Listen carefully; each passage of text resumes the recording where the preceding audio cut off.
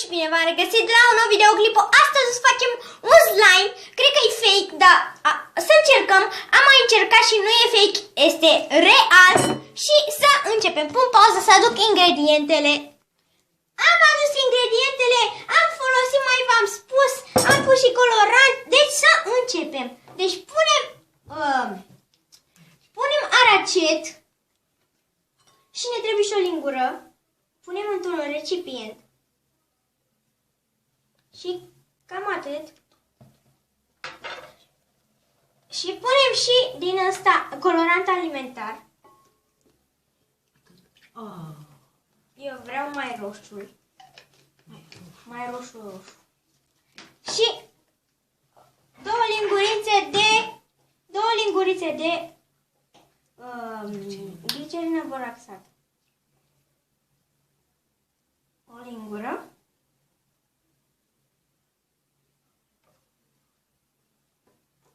Și amestecăm.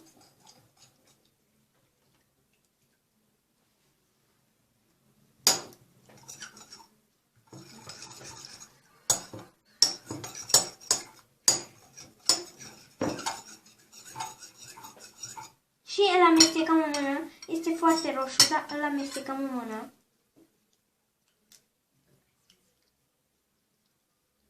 Și ne-a ieșit un slime. Nu este nicio vrăjeală, uitați-vă. Uitați cât se întinde. Sper că v-a plăcut experimentul acesta cu slime-ul. Sper că v-a plăcut. Ne vedem și data viitoare. O să fac, dacă strângem 30 de like-uri, o să facem unul mai mare cât regheanul. Și cam atât a fost. Pa, pa!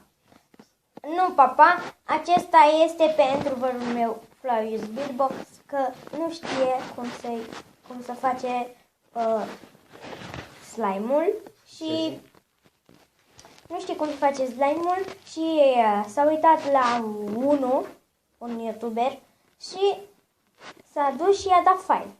Deci uite-te la mine că 100% o să-ți iasă, nu este niciun fake la mine și cam atât a fost, papa!